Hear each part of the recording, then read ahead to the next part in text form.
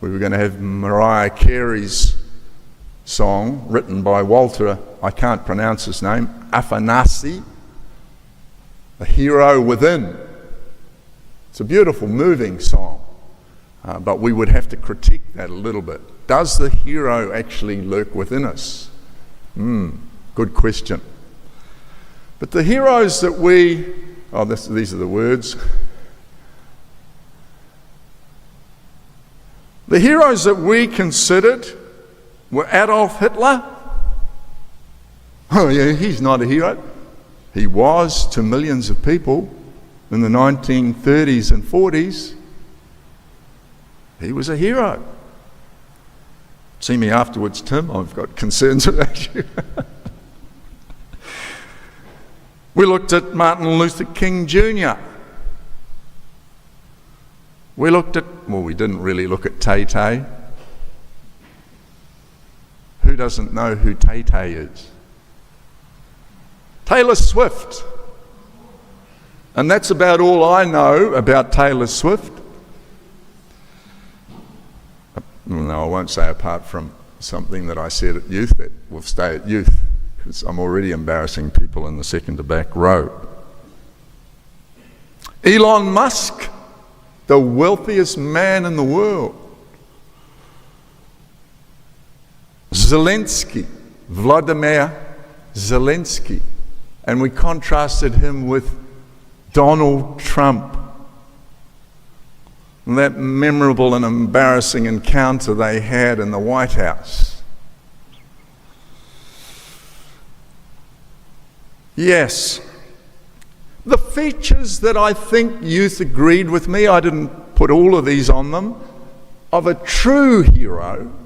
What makes a true hero? Someone who we would respect and admire and maybe try and emulate. Someone who sacrifices their safety and their time and their money for a noble cause, a worthwhile cause. Some of us would say shooting rockets up into space is a noble cause. I'm not sure about that. I wonder if it's people who've given up on trying to save our planet and think, well, we can leave our planet and mess up another one somewhere else in the world. Another feature is making a long-lasting, transcendent, if you like, benefit to the world. We think of Martin Luther King Jr. We think of Mahatma Gandhi, another person who came up. Another feature is expanding the horizon of human possibilities, and I think I mentioned Hillary and Tenzing, great mountain climbers, and now everybody's doing it. But for a while it seemed like an impossible feat. And the last one that we put before us was being a permanent example, a lasting example, an inspiration, a role model that could be imitated. And I guess offered some of my heroes. Dietrich Bonhoeffer, in contrast to Adolf Hitler, who was a young Protestant minister who could have stayed in the United States as the war started and as the Jews started to get persecuted, but he came back, and as a minister, he got actively involved in trying to get rid of Adolf Hitler. That brings up a whole question, doesn't it, for us as Christians, you know. And he was involved in the plot to assassinate Hitler, and he got tracked down by the SS and imprisoned eventually. And something like 3 months before the war ended, the Nazis killed him. He was hung. A Christian martyr, and he's written some fantastic books, Cost of Discipleship amongst them. Mahatma Gandhi has to be admired, I think. And if you haven't seen the Gandhi movie, you must see it. It's very long, but it's amazing. Mother Teresa turned her back on wealth, became a nun, and when I was taking cartons out of the back of my car and heavy water for Andy's place. I thought, what are you doing here? You've been a headmaster, now you're a minister, and look at what you're doing. And I thought of Mother Teresa, and I thought, William, shut up. Here was a woman who used to wash the bodies of people in the gutters who had already died. Here is a woman that served the dying in Calcutta. Martin Luther King Jr., most of you know about him, and he was assassinated for standing up for the rights of black people in America. Had a tremendous impact on that country and the world. Vladimir Zelensky's a guy I think that most of the youth kind of had some admiration for. I certainly do. I don't know an awful lot about him. One of the things that we're going to learn, of course, is that every leader is flawed. They all have their faults. And of course, Jesus Christos, Jesus of Nazareth, is for most of us the primordial example of a hero. So, what do you think in the Bible? Who do you think stand out? I won't get to that just yet. I want some feedback from you folk. Aldo read a portion of Hebrews 11, but there are actually 16 people mentioned as examples of faith. And so I clipped that reading down to what it was. Real question. Who do you, other than Christ, who do you consider to be heroic examples in our Bible? Just throw them out and I'll say them for the people online. What do you reckon? Think about it. Moses. Mary. Cyrus. Medo-Persian. Is that the one you're meaning? Yep. Others. Paul. The Apostle Paul. Melchizedek.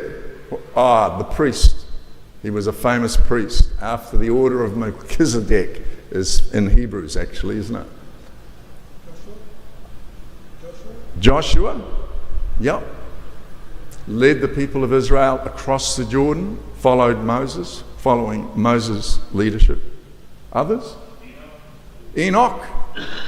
Enoch comes up in the list in Hebrews 11.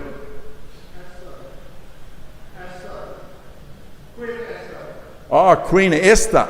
Yes, absolutely. She's not listed in Hebrews 11. Ruth. Judith. I'm glad Marion said Mary, often left out.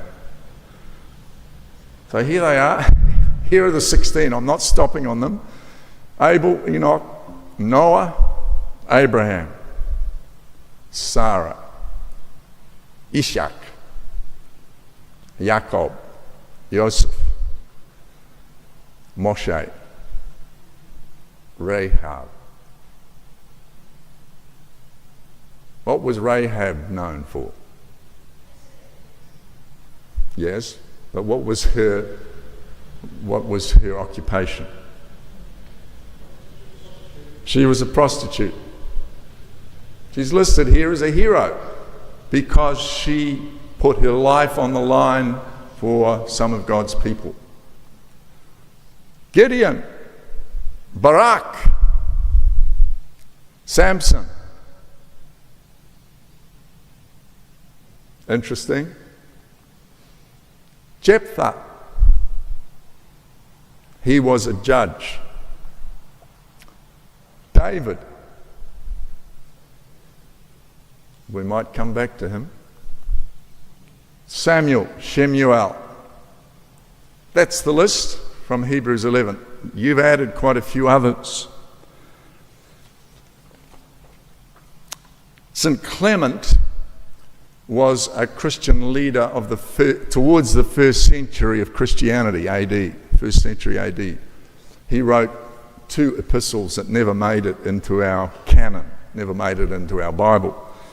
But Esther and Judith were heroes I think he was the first feminist in the church. He wanted to make sure that they weren't overlooked.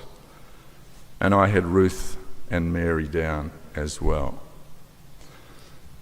Many of these were very flawed characters. And I think particularly of Abraham and David.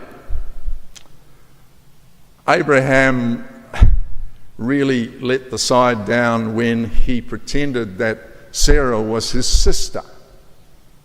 And I think it was an Egyptian then decided that she was so beautiful he'd take her as his wife. But then the Pharaoh discovered that she is already married to Abraham. And, well, it was a nasty point in that family's life. Abraham showed weaknesses in other areas later on. But David is the one that stands out for me. He's often attributed to writing all of the Psalms. I think that's very, very unlikely. I'm sure he wrote some of them. And I've mentioned this before. There's a great movie, well, there's several movies on King David, but the one with Richard Gere as King David is the one I used a lot at St. Kentigern in Christian Studies, because it would hold the attention of fourth formers. What's that, year 10? Year 10 boys would hold them right throughout, particularly the scene with Bathsheba, of course. But David was, talk about, and I'm going to just mention that, being self-absorbed as a leader. I think that's one of the litmus tests of how self-absorbed is this person. I don't want to get too controversial, but there is a very powerful leader in the world who's totally self-absorbed. Talk to me afterwards if you want to duel with me, because most of you will know who I'm talking about.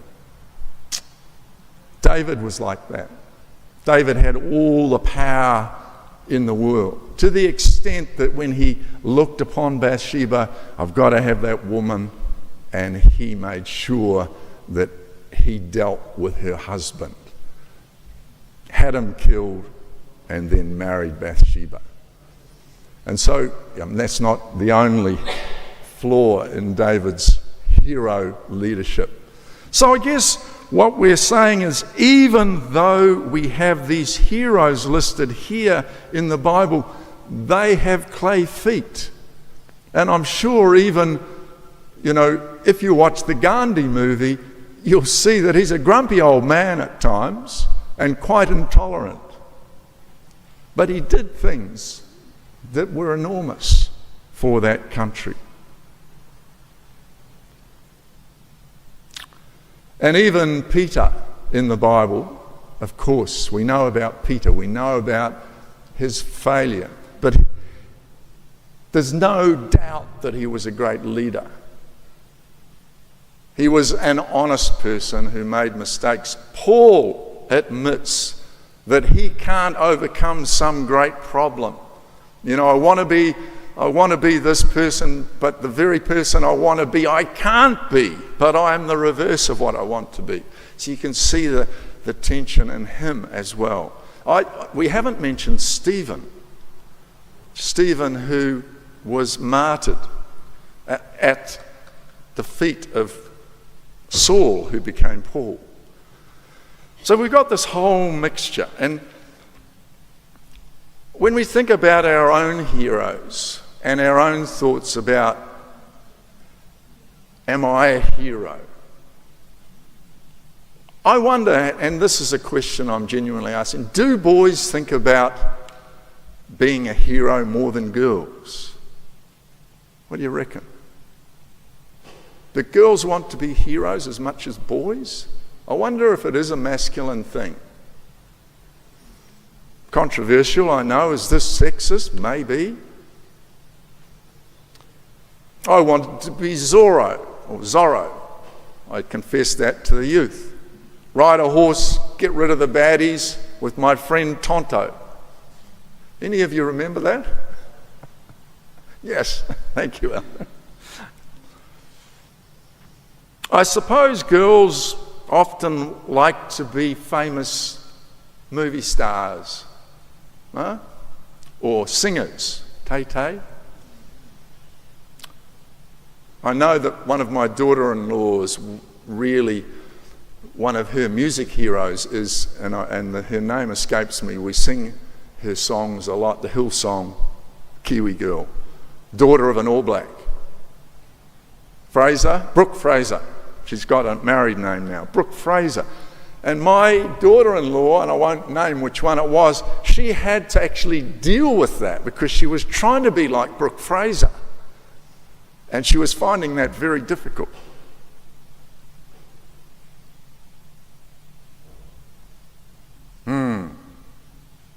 Is there a hero in us all? Is there a desire? I remember as a young man and had become a Christian, Scott Molina, the triathlete, I saw him winning the Ironman at St Heliers. Well, you go right out to the Firth of Thames. Scott Molina.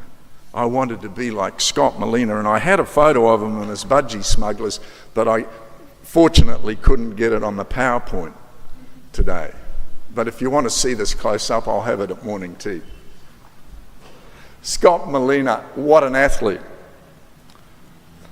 As far as Christians go, my heroes are Bonhoeffer, C.S. Lewis, of course, John Stott, latterly Eugene Peterson, and of course Philip Yancey.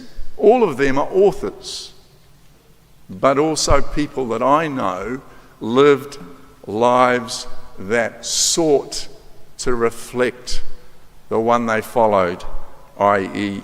Jesus of Nazareth, Jesus Christ.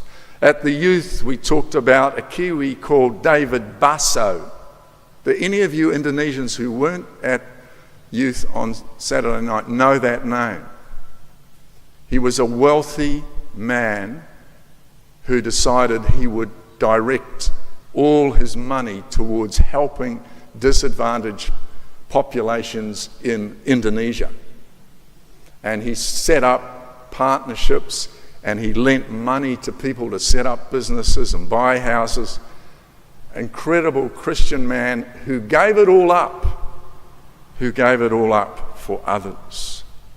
Eddie Askew's another one who's a favourite of mine, a Christian who worked amongst lepers in India. And his wife and he ran a hospital with 600 beds. People like that inspire me. You know, the biggest thing that we have to deal with, that these heroes that we're thinking about, these heroes that we respect, is they've largely dealt with self-absorption, being absorbed in yourself. And that's the sacrifice they have made.